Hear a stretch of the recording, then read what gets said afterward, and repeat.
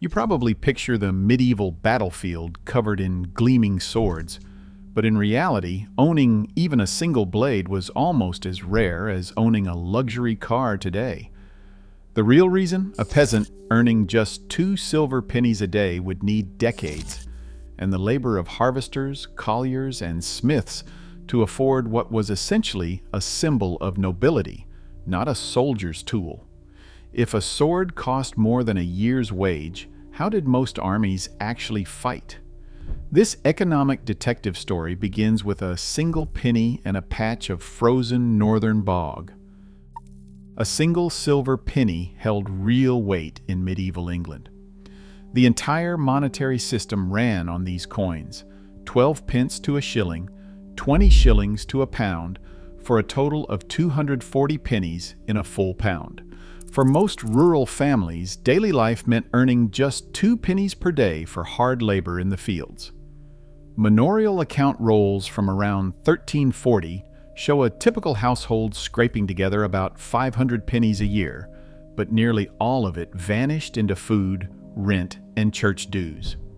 After all expenses, the average peasant had maybe 50 pennies left over, a year's surplus that barely filled a small pouch.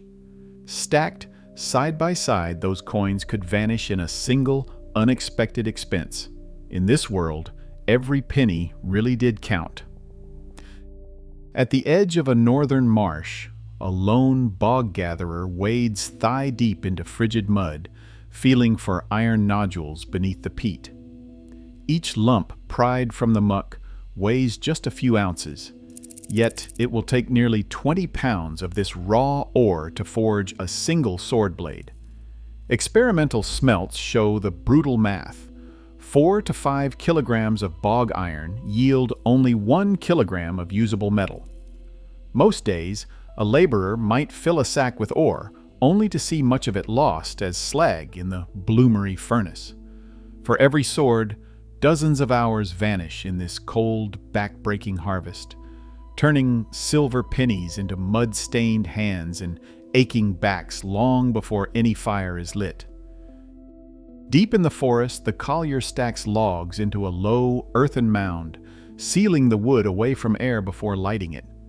Days pass as smoke curls from the damp ground, signaling the slow transformation of timber into charcoal. But the numbers are staggering. It takes 5 to 7 tons of wood to make just 1 ton of charcoal, and a single sword blade will consume about 150 pounds of this black fuel. Medieval ordinances tried to slow the loss. England's assize of forests and French fines for overcutting were aimed at that, but the demand for charcoal kept chewing through woodlands. Every blade set a ceiling on iron production, not in metal, but in trees. For every sword, whole patches of forest vanished into smoke. A master bladesmith stands at the heart of this process, working in a world governed by guild rules and relentless clocks. Each sword demands between 120 and 180 hours of skilled labor, weeks spent heating, hammering, quenching, and grinding.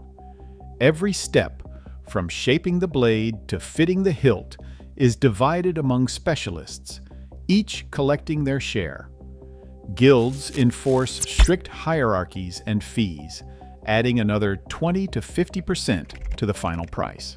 The finished sword carries not just the sweat of the forge, but the accumulated markups of every hand along the way.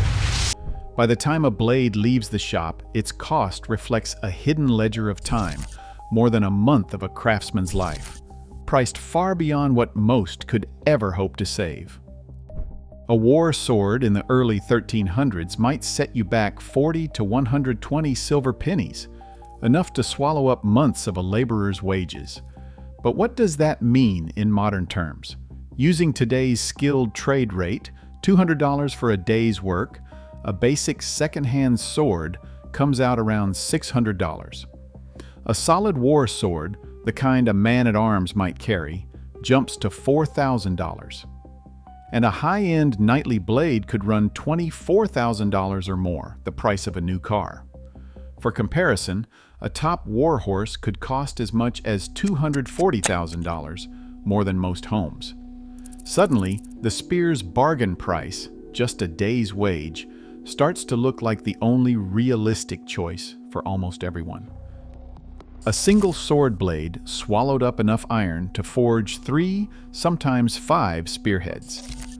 For a medieval commander trying to arm a levy, the math was simple: one knight with a sword, or a handful of spearmen.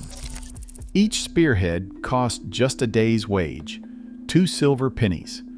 The shaft could be carved from local ash wood for almost nothing. This is how armies grew. The village weaver, who spent his mornings at the loom and his afternoons drilling with a spear, became the backbone of mass warfare. When battle called, a lord could equip 30 men for the price of a single blade. In the end, quantity won out, on the field and in the ledger.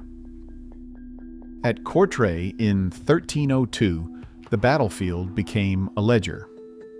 The French knights rode out in full splendor, each one armored, mounted, and carrying a sword that cost more than a Flemish weaver's house. Chronicles tally the sums: a single knight's kit, the sword, the armor, and the warhorse could swallow up 3,500 silver pennies, enough to arm at least 200 militiamen with stout ash-shafted godendags or spears, each costing just a few pennies and a day's labor. The French brought capital, the Flemish brought numbers. When the charge broke on the wall of spikes, it was not just tactics that decided the day. It was arithmetic. The flower of chivalry fell, undone by a simple math problem: one knight or 200 men. At Courtrai, numbers won. The real cost of a sword did not end at the market stall. Keeping a blade sharp and rust-free in damp northern Europe meant constant oiling, polishing, and repairs. Estate records suggest upkeep alone could swallow up 10% of a sword's value every year. A broken tang or snapped tip might cost as much as a new spear. Then there is the invisible price of training: years spent learning fencing with fees that could match a peasant's entire annual surplus. For most households, owning a sword was like buying a luxury horse, just the beginning of a lifetime of expenses. The price of a sword once measured the value of an entire peasant lifetime. Today, wealth still shapes who holds real power. In every era, the battlefield begins in the marketplace.